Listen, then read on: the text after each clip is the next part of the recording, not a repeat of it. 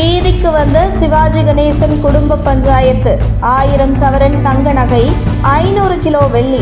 அடேங்கப்பா, தலையே சுத்துதே. ஏற்கனவே சிவாஜி கணேசன் குடும்பத்தில் சொத்து பிரச்சனை மிகப்பெரிய அளவில் வெடித்து சிவாஜி குடும்பமே சின்னாபின்னமாகி உள்ளது. அதாவது சிவாஜி கணேசனுக்கு சொந்தமான 270 கோடி ரூபாய் சொத்துக்களை முறையாக நிர்வகிக்கவில்லை என்றும், வீடுகளின் வாடகை பங்கை தங்களுக்கு வழங்காமல் ஏமாற்றியதாகவும் கூறி சிவாஜி கணேசன் மகள் சாந்தி மற்றும் ராஜ்வி ஆகிய இருவரும் சகோதரர்கள் பிரபு, ராம்குமார் மீது ஹைகோர்ட்டில் வழக்கு தொடர்ந்திருந்தனர்.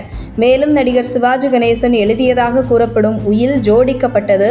உயில் சட்டப்படி மெய்ப்பித்து சான்று பெறாததால் அது செல்லத்தக்கதல்ல என்றும், சாந்தி தியேட்டரில் இருந்த தந்தை சிவாஜியின் 50% பங்குகளும் தாய் கமலாவின் 50% பங்குகளும் முறைகேடாக ராம்குமார் மற்றும் பிரபுவின் மகன்களின் பெயருக்கு மாற்றப்பட்டுள்ளது என்றெல்லாம் சிவாஜி கணேசன் 2 மகள்கள் ஏற்கனவே புகார் தெரிவித்திருந்தது குறிப்பிடத்தக்கது.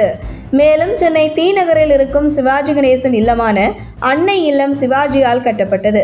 அவரது மறைவுக்கு பின் ராம்குமாரும் பிரபுவும் அங்கே வசிக்கிறார்கள். அன்னை இல்லத்தில் எங்களுக்கு பங்கு கொடுக்கப்படவில்லை. கோபாலபுரத்தில் இருக்கும் சிவாஜி என்க்ளேவ் அடுக்குமாடி குடியிருப்புகளிலும் எங்களுக்கு பங்கு வேண்டும் என வழக்கு தொடுத்த சிவாஜியின் 2 மகள்கள் மேலும் சென்னை ராயப்பேட்டையில் சிவாஜி 4 வீடுகளை வாங்கினார். அதில் ஒரு வீட்டில் நாங்கள் வசிக்கிறோம். மற்ற 3 வீடுகளின் வாடகையும் ராம்குமார் பிரபுவுக்குத்தான் போகிறது. அந்த வாடகையிலும் பங்கு கொடுக்கப்படவில்லை. அசையா சொத்துக்கள் மட்டுமல்ல, அசையும் சொத்துக்களான சிவாஜிக்கு சொந்தமாக 1000 சவரன் தங்க நகைகளும் 500 கிலோ வெள்ளி பாத்திரங்களும் இருக்கின்றன. இவற்றிலும் எங்களுக்கு பங்கு வேண்டும் என சிவாஜி மகள்கள் இருவரும் வழக்கு தொடுத்திருந்தார்கள். இந்த பஞ்சாயத்து ஒரு பக்கம் இருக்க, தற்பொழுது அடுத்த ஒரு பஞ்சாயத்து சிவாஜி குடும்ப பஞ்சாயத்து வீதிக்கு வந்துவிட்டது.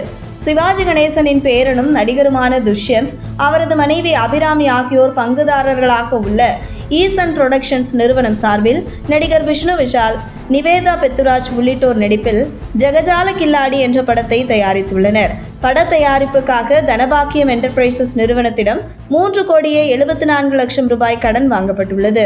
இந்த கடனை ஆண்டுக்கு 30% வட்டியுடன் திருப்பிக் கொடுப்பதாக உறுதியளிக்கப்பட்டிருந்தது. ஆனால் கடன் தொகையை திருப்பி தராததை அடுத்து இந்த விவகாரத்தில் தீர்வு காணும் வகையில் சென்னை உயர்நீதிமன்ற நீதிபதி டி ரவீந்திரன் மத்தியஸ்தராக நியமிக்கப்பட்டார். இந்த விவகாரத்தை விசாரித்த ஓய்வு பெற்ற நீதிபதி கடன் தொகையை வட்டியுடன் தனபாக்கியம் என்டர்பிரைசஸ் நிறுவன நிர்வாக இயக்குநரிடம் ஒப்படைக்கும்படி கடந்த 2024ஆம் ஆண்டு மே மாதம் உத்தரவிட்டிருந்தார். ஆனால் நீதிமன்றம் உத்தரவின்படி இதுவரை சிவாஜி பேரன் செயல்படவில்லை. இதனைத் தொடர்ந்து சிவாஜி கணேசனின் பேரன் துஷ்யந்துக்கு சொந்தமான நிறுவனம் பதிலளிக்க அவகாசம் வழங்கப்பட்டது.